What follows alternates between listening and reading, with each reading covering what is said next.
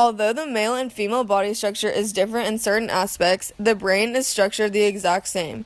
Women are often viewed as inferior to men, even though work ethic and intelligence is in no way impacted by your body shape and type. Sexism is a social injustice that occurs throughout the world, whether it's in school, everyday life, or especially sports. This is an issue I deal with myself as a female athlete in high school. Just a couple weeks ago, I was practicing with my team, varsity soccer team, in the indoor field at the CHS. At this time, soccer was in the playoffs. Later that day, a group of football guys came up to me and said that we shouldn't be allowed to use the field. Their only reason behind this was because girls' soccer is a joke. Women should be able to play any sport they desire and should not be discriminated against. The amount paid to each gender is a year significantly different. They have less self-esteem than male athletes due to being discriminated against, and less people watch women's sport than males. You stand up for what is right, Lena, without the expectation of gratitude or reward. This was said in my historical novel, Between the Shades of Grey. This was said by Lena's mom to Lena when the NKVD police were separating the men and women between two different camps depending on their abilities. This is just like the social inequality that happens in sports still today. One huge obstacle of this social injustice is the significant wage difference between males and females. Men are being paid more than 10 times the amount of women in the NBA. This shows how, despite the work they put in, their efforts aren't valued as much as males basketball players. Cyclist Jess Varnish has suffered from her own experience of sexism within her sport. Olympic medalist Victoria Pendleton said men dominated British cycling and the organization made her feel miserable. She goes on to say that I never really felt I had the same respect as my male teammates.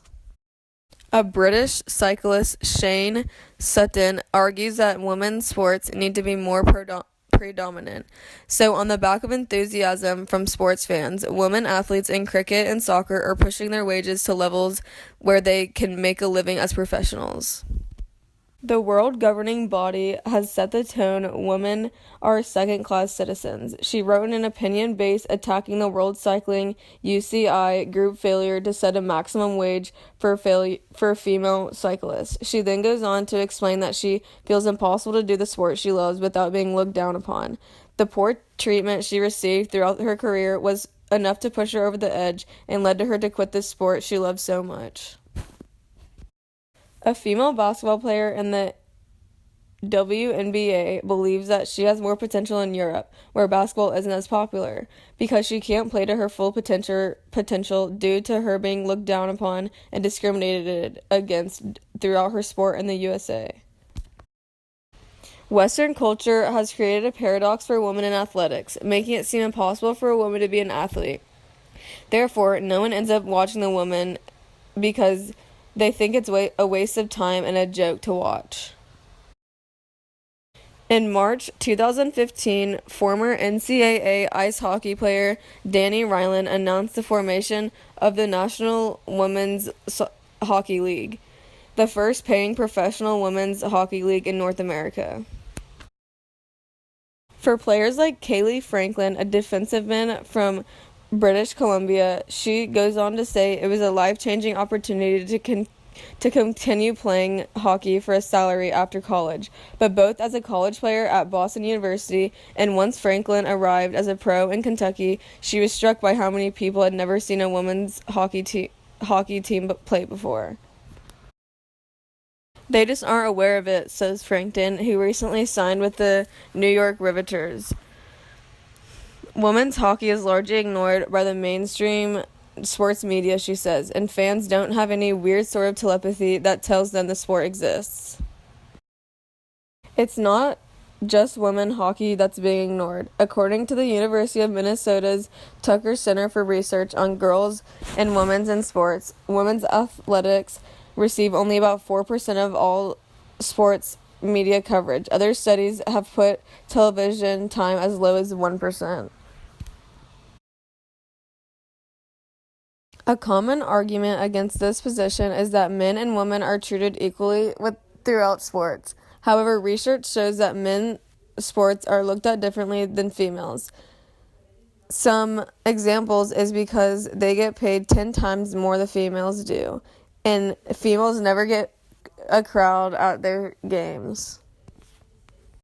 For example, for winning the 2015 Women's World Cup, the USA women's team national won $2 million. The Germans men took home $35 million for winning the exact same prize.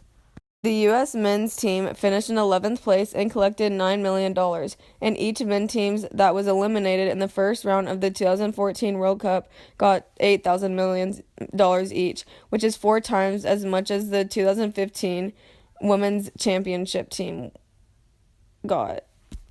Some people might continue on to say that girls can try out for whatever sport they want, so how are they getting discriminated against? But my research shows that girls are not allowed to play sports containing mainly guys due to safety reasons.